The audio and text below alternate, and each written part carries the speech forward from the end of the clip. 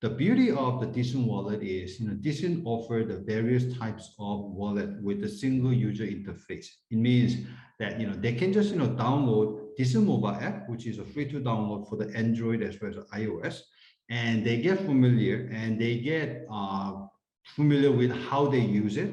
And once their asset is bigger and they believe that, they have to put this asset into the cold storage wallet, that will be the time that they have to transfer this asset from hot wallet to cold wallet.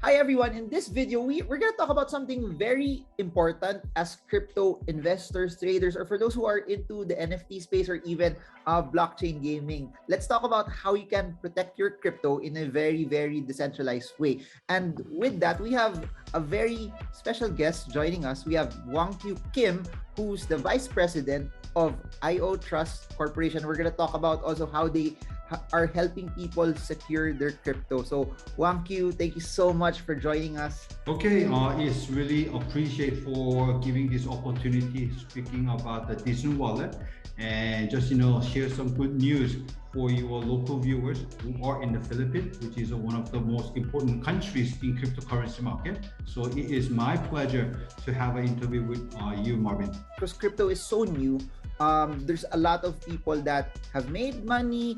There's a lot of people who have done very, very well in NFTs, but because they somehow did not protect it or there were mistakes along the way, they lost it. And part and parcel of investing is also securing your capital. But before that, I want to start with this.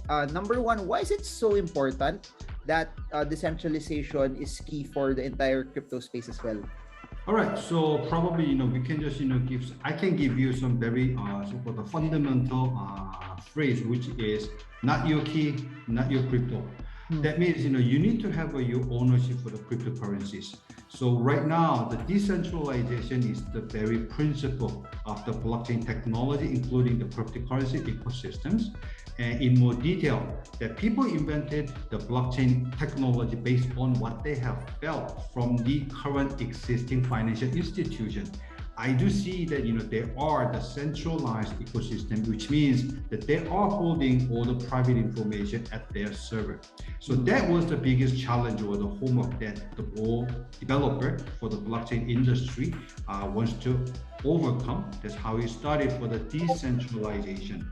But at the same time, there are lots of cases where the centralized exchange attacked by the hackers, and which result the mass of huge asset loss. And probably you will see the very typical example of the major cyber attack or the security accident that was happened during the time.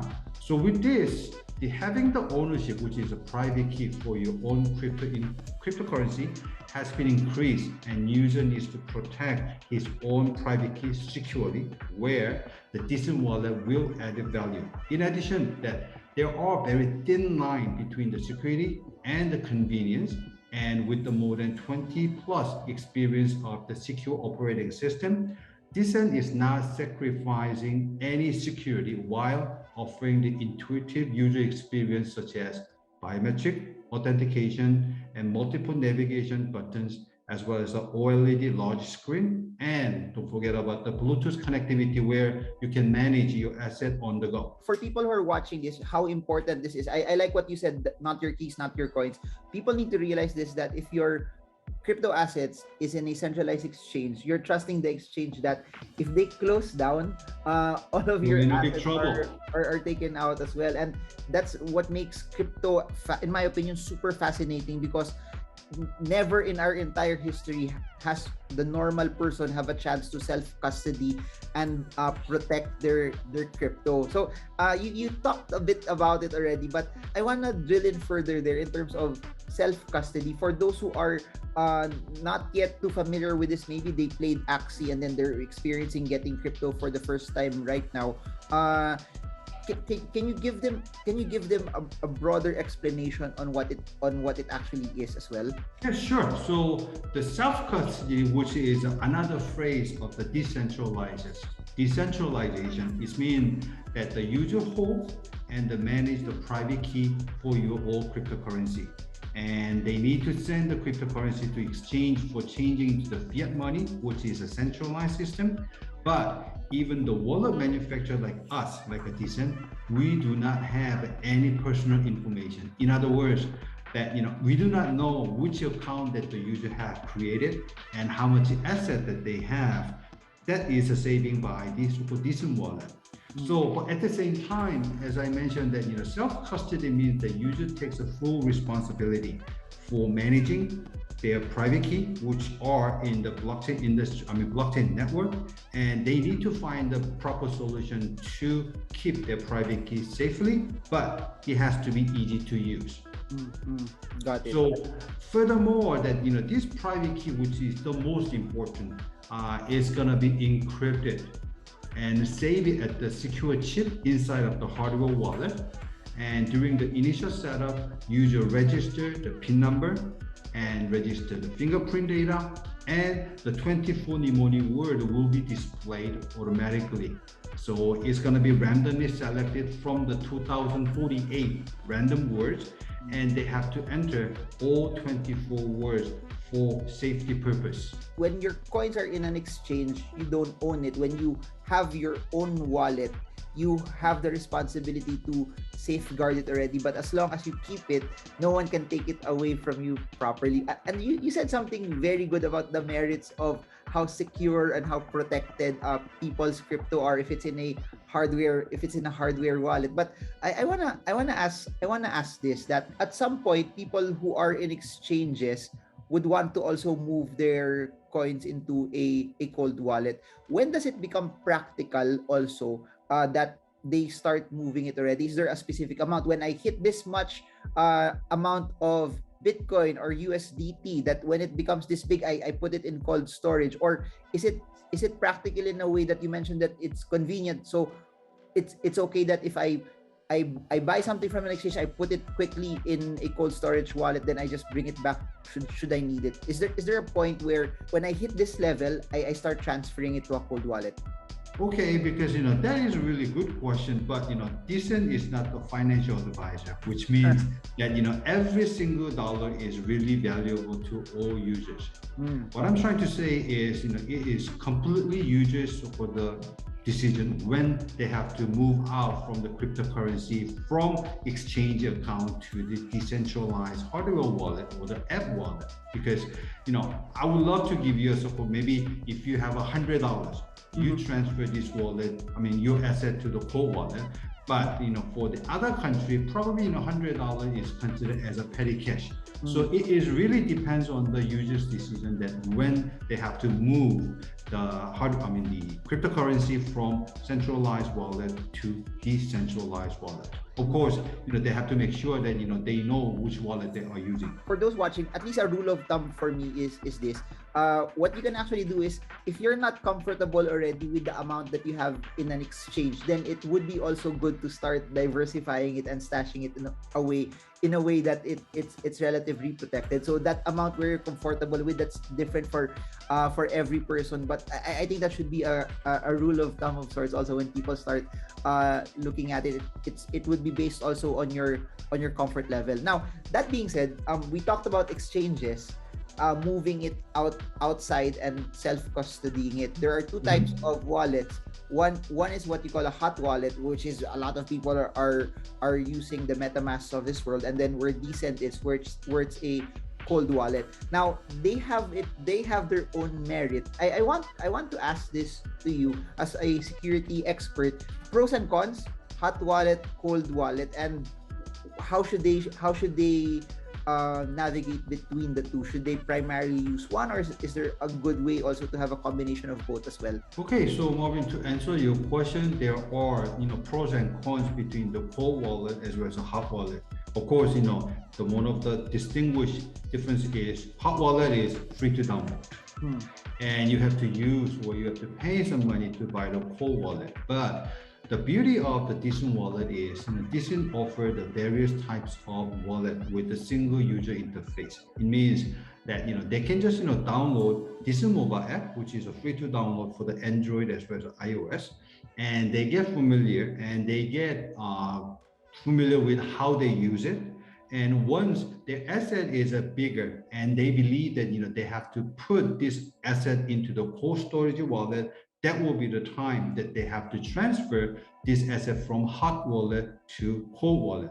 But if they are used, there are thousands of different types of debt services are in the market. But make sure that you connect with the market proven services, because once you just click the approve button, they might going to take out your mnemonic words or the private information or the hot wallet. If it's in a hot wallet, it's also susceptible to if it's in a browser or in their phone, there's a possibility that it could be hacked and the coins could be taken out. Whereas if it's in a cold wallet, they would need to have the physical device plus the pin to be able to access it, or the biometrics to be able to access it for them to be able to get access to the coin. So it adds a level of security that your coins, your tokens could not be taken away. Yes, because I mean, for example, like if you're holding maybe less than $100 worth of the cryptocurrency, it's not recommended to buy very expensive cold wallet, because the investment that you are paying it right now is even bigger than what you already have. So probably they can use the app wallet, but keep in mind that even though they are using the hot wallet for the DCent mobile app, because the the private key is going to be encrypted and saved in the designated area of the smartphone. So of course, there is absolutely very slim chance the hacker can have access for this private key. But unless if you don't lose, or if you just share the mnemonic words, or if you just take a picture and save it somewhere, probably that was the point that where cyber attack is going to be started. So make sure that these 24 mnemonic words is the most important information, and make sure that stay in the offline. Do not save and take a picture and saving in the other device that are connected into the internet. One of the misconceptions of people is this: what if they bought a hardware wallet and then they lost the wallet? They're actually thinking, oh, I might lose my coins. I want you to address that. I address that false information that the keys are your assets are not actually stored in the wallet. Okay, so I don't know about the Philippines, but what is the biggest bank in the Philippines right now? BDO. Okay, so now you have an account at the BDO, and if you lose the card that can give you access to your account, all you have to do is you just go to one of the branches and show your identification, and they will issue another card for the access, right? So what I'm trying to say is your blockchain, your cryptocurrencies are in the blockchain network. And this private key is the only way that shows and that authenticate and approve the ownership of the cryptocurrency. So what it means is, even though that if you lose the hardware wallet, all you have to do is just to buy the new one and just enter all your 24 mnemonic words, and your private key will be restored. And you will have the same access for all the assets that you already have in the blockchain industry. But at the same time, if you just look at from the different angle, that if I have your private key, 24 mnemonic words, what I can do is I can just make a clone device with my fingerprint and my own PIN number, and I can just send you all your assets to other address, and probably you will not notice because I'm not going to tell you. That's how these 24 mnemonic words are the most important information. Guys, just to hammer it further, your assets are in the blockchain. It's there. It's transparent. It won't move even if you lose your device. You had a very, very good explanation that the device is just a key for you to be able to unlock it. So now, that being said, we've established that cold storage wallets are there to give an added layer of security for people, and it's a good idea, especially as you increase it. I want to talk about DCent Wallet and how good is it in a way for people to actually use it and store it. And second, for those who are watching this that may not have heard about Decent Wallet yet, can you give us a background on what it is and the company as well, so that I think in the world of crypto, it's all about trust, and the more people have a higher conviction on what they're investing into or getting into and using, the more they would have a greater deal of acceptance to it as well. Yeah, sure. So, as I mentioned that, this Decent Biometric Wallet was invented by a Korean company, and that, Korea is one of the advanced countries for all the IT as well as the technology. So our flagship wallet, which is a Decent Biometric Wallet, was introduced in year 2018. So indeed that this is our 5th year. And that was the first hardware wallet with the fingerprint authentication with Bluetooth connectivity. Indeed that, my competitor, which is a French company, introduced the another types of a hardware wallet with the Bluetooth connectivity, probably 1 or 2 years later, but still that they do not offer the biometric authentication feature. Of course, on top of above that, it offers very simple and user experience, easy to use the hardware wallet, because when you just look at the hardware wallet itself, that there are 4 multiple buttons are already in place. So just entering the 4 digit of the PIN number, which is a 1, 2, 3, 4, is going to be really, really easy, and it's going to be super accurate. And on top of that, there is a large OLED screen where you will see all the transaction detail in a single shot. So before you scan your biometric fingerprint data, that you can confirm that this is the right address and this is the right coin and amount that you are going to send. Of course, I need to mention about the Decent mobile app, because Decent mobile app is the single protocol communication tool that communicate with the blockchain industry. Because once again, this hardware wallet has to be stay in offline. So Decent mobile app will be the one that who will communicate with the network. So under the Discovery tab, they can browse all different types of web browser services. And another thing, which is one of the hardest topic, NFT. You can just manage your NFT through the OpenSea, and you can even mint your NFT and save it in offline.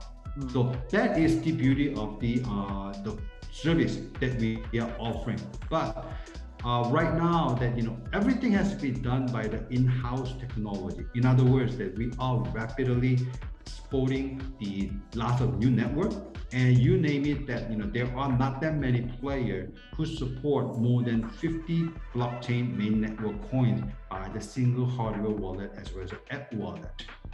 And of course, lastly, that we are managing the customer service. Although it's not the 24 hours, but when they send any requirement or any question to our website, that they will receive their response within 24 hours. So that is another so-called the customer focused user mindset that we have at the Decent Wallet. There are thousands of different types of debt services are in the market, but make sure that you connect with the market proven services, because once you just click the approve button, they might going to take out your mnemonic word or the private information.